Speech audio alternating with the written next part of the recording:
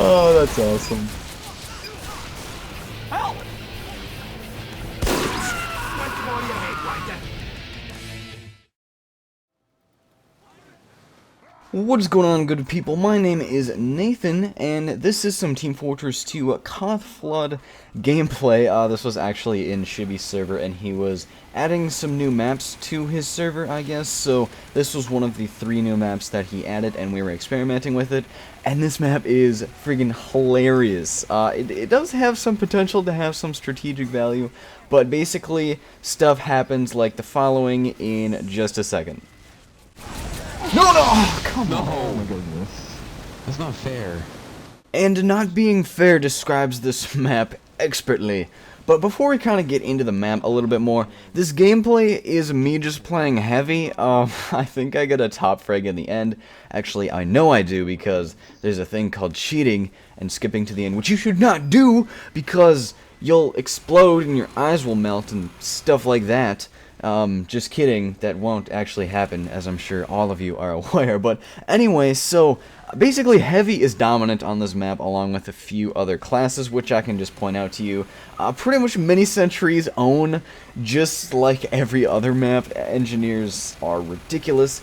Also, heavies dominate because this map is very close quarters, as you can see on the screen right now. You can see it's kind of like a urban jungle type of setting with a lot of cover, corners, and levels. And the lava will get you occasionally as well.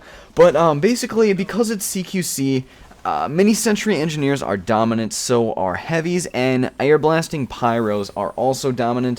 What you'll want to do is get a flamethrower with an air blast, the score shot, and then the neon annihilator, because the neon annihilator actually crits against enemies who are wet or underwater, or however you want to say it, which happens on this map actually a lot when the lava isn't apparent on the battlefield. Then the flamethrower will allow you to air blast people into the lava, which is great. The scorch shot will do the same thing because the scorch shot has that knockback effect. And the Neon Annihilator was already explained, but other classes that are good, which kind of defeats the purpose of saying that they're good because I'm, like, listing all of the classes, but, like, snipers are good for staying hidden.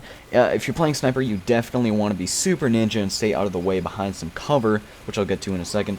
And then scouts are good because it's CQC, you know, scouts are, like, meant for well, kind of they're meant for CQC. They don't have a lot of dodge ability, being, other than going around a corner, I suppose, but I don't know, scouts are like okay, or at least what I've found, but I would say the dominant class overall is heavy just because that CQC damage with the minigun is just devastating, with a laggy scout also apparently, and that, so cover, right?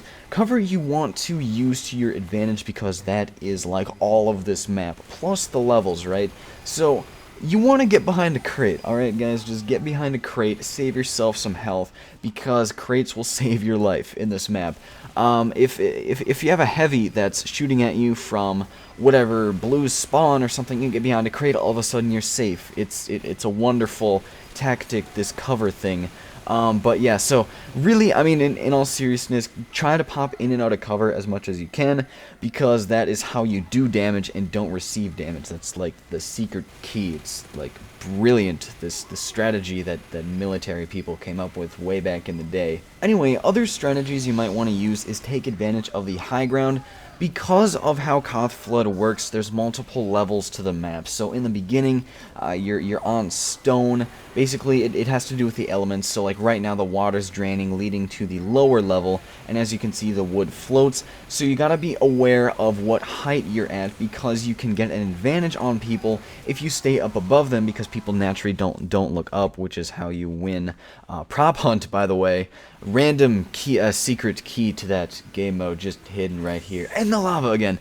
So pay attention to your height, because the lava will kill you if you're at a low height, and there are certain objects that do float. For example, the control point you always want to be on. This map is interesting in its contradiction of the control point, which I give props to, because the control point in lava is a source of safety, because the control point never gets submerged in lava. However, the control point is also always being spammed on and fired upon, so there's a good contradiction there between safety and danger with the control point.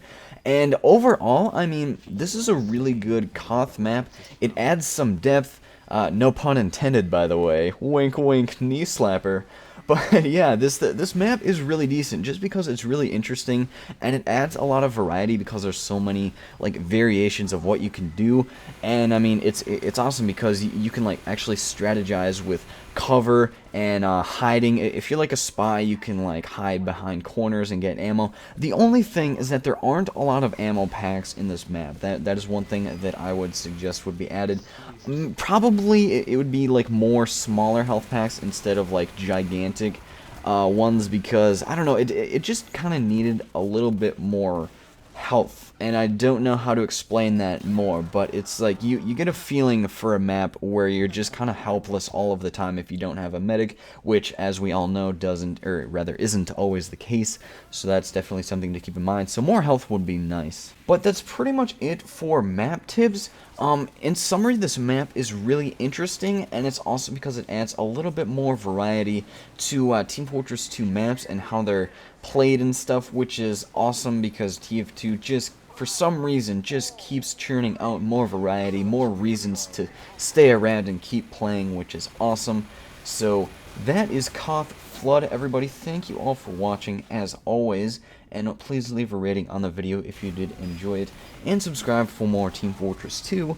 And as I'm sure there's only like 5 people left watching right now, the reason why I haven't uploaded for the past 1 or 2 days is because I've actually been really busy. Golf, I've had golf meets, which by the time I'm done, I get back at like 8:30, so I just don't have time to get gameplay and then record a commentary. I mean, I do have pre-recorded gameplay, but if I wanted to do like a TF2 specific type of gameplay where I break down like the Fan of War, for example, then I need to record Fan of War gameplay, which I can't just do in like 5 minutes because I'm not that amazing. So that is the video once again. Thank you all for watching, and as always, peace out.